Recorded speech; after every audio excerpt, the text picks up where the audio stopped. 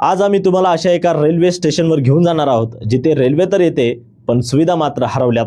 16,000 लोकसंख्येचं गाव, दिवसाला 8 गाड्या ये जा, शेकडो प्रवाशांची वर्दळ, पण या रेल्वे स्टेशनवर ना प्यायला पाणी आहे ना डोक्यावर छप्पर।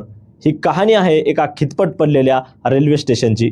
पाहुयात एक रिपोर्ट। स्थानक दुपारी 1:30ची वेळ, जेव्हा सूर्य आग ओकतोय, पण या कडक उन्हात प्रवाशांना थांबायचं कुठं? या स्थानकावर ना शेड आहे ना निवारा। प्रवाशांना उघड्या माळावर उभं राहून रेल्वेची वाट पाहावी लागते।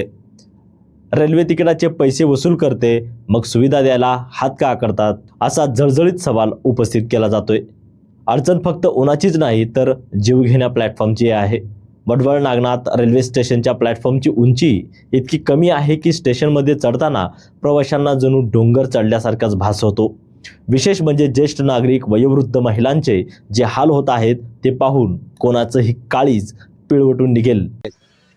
मी आता उदगीरसाठी निघालोय। वडवळ नागनाथ स्टेशनवर थांबलेला आहे। इथं सावली नाही, पिण्यासाठी पाण्याची व्यवस्था नाही, काय इथं बोर नाही चालू, आणखी पॅसेंजर भरपूर आहेत। 1 घंटा झाला लेट झाली आहे गाडी, आसरा नाही, इथं सावली नाही। किती वर्षापासून आहे हे असं बरेच दिवस झालं असंच चालू आहे। इथं काही कुठली सुविधा नाही, काही नाही। 15,000 लोकसंख्येचं आमचे वडवळ नागनाथचं गाव आहे। रोज 200-300 पॅसेंजर जा ये करतात, त्यांना थांबायला जागा नाही, पाण्याची सोय नाही। ते म्हणण्यात आपली यात्रा करू संजीवनी बेटाची यात्रा ते सप्टेंबरमध्ये राहते, तेव्हा पण भरपूर पॅसेंजर येतात जातात। त्यांना बसायचे पावसाळ्यामध्ये देखील व्यवस्था नाही, काही ना पाण्याची व्यवस्था नाही। पाय घसरून एखादा अपघात झाला तर त्याला जबाबदार कोण? रेल्वे प्रशासन की त्यांचे आंधळे कायदे? वडवळ नागनाथचे लोक आता आक्रमक झाले आहेत। जर लवकर पिण्याचं पाणी, निवारा आणि प्लॅटफॉर्मची उंची या मागण्या मान्य नाही झाल्या तर रेल्वे रोको करण्याचा इशाराही नागरिकांनी दिलाय।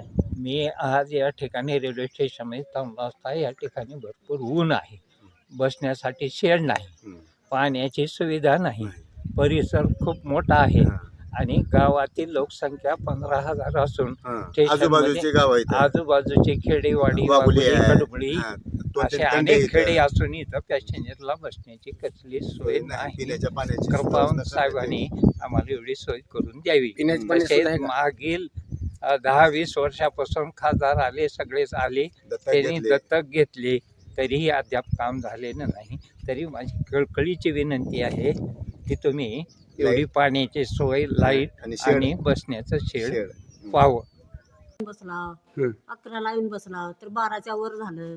पाणी कुठं आहे आता प्यायला? आसरा कुठं आहे राहायला? कसं करा म्हाताऱ्या माणसानं? का जायला जवळ आहे का आहे? इथं उन्हामध्ये बसायला तुम्हाला काय कुणाला तकलीफ किती आहे आम्हाला? हा तर नाही दुसरे। सकाळी किती वाजता आला? 10:30ला।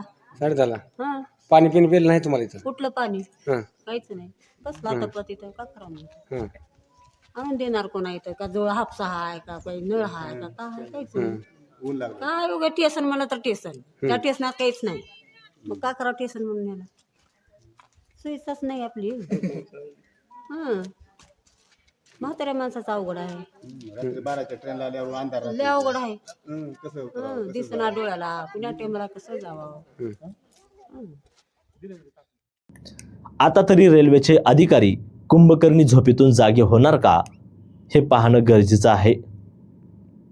नितीन बनसोडे, एकमत डिजिटल, लातूर।